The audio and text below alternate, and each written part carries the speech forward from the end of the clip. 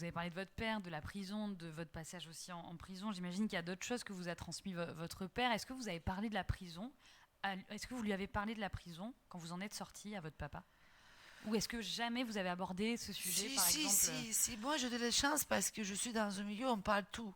Voilà, je me Donc, posais la on parle question. tout. Donc, Non mais on, bon, euh, donc c'est déjà, il était mon avocat. Donc, il venait me voir votre toutes les sœur aussi, semaines. non? Ma soeur, elle est devenue avocate pour moi. Incroyable. Elle travaillait déjà, elle avait fini l'université, elle était économiste, etc.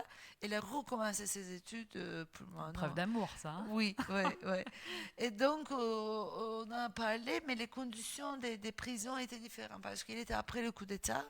Et moi, j'étais dans une période j'avais un peu de la chance.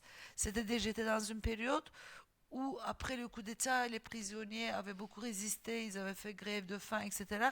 Ils avaient eu quelques droits. Vous avez été torturé quand même. Bon, vous étiez. Torturée, je n'ai pas pu bouger à peu près un mois, pardon, une année, même mes petits doigts, je ne pouvais pas bouger mon corps. Bon, ça, c'est une autre chose. C'est la police, la torture.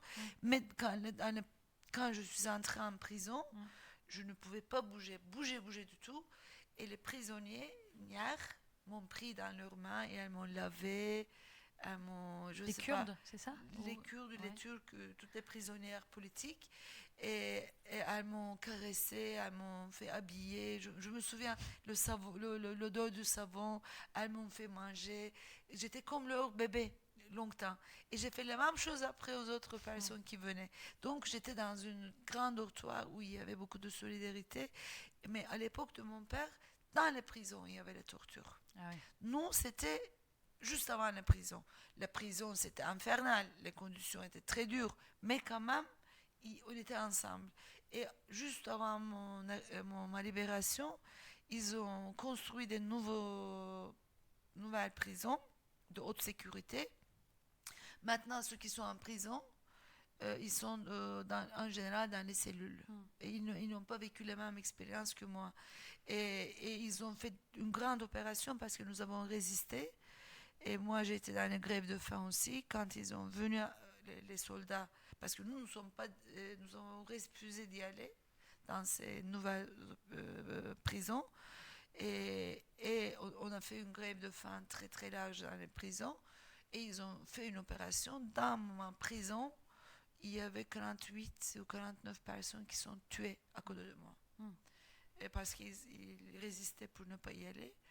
Et ils nous ont pris, ils nous ont amenés à des prisons passagers avant de mettre dans ces prisons. Et moi, j'étais libérée à ce temps-là. Et c'était assez dur parce que euh, ce que je retiens, peut-être si on a 30 secondes, je ne sais pas. Quand on a vécu tous ensemble une grande.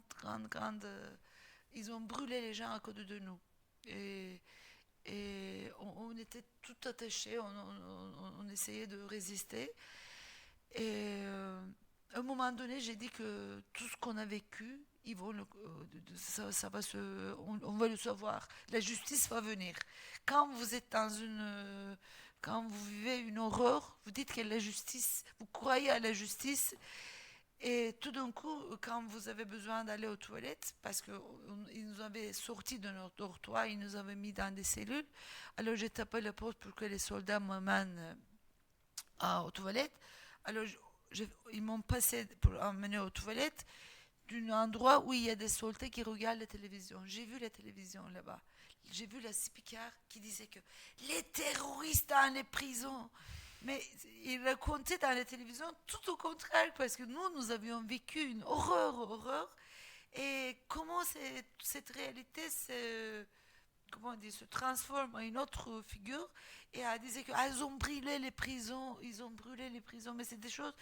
J'ai vu cette mensonge. Après, je me souviens, j'ai fait pipi. Après, on m'a amené à mon dortoir. J'étais affaiblie, mais affaiblie. Même si je savais que les médias, ils sont comme ça, etc. Mais tout d'un coup, quand vivant quelque chose, si tu le sais comment ils le montrent aussi, ça t'affaiblit beaucoup.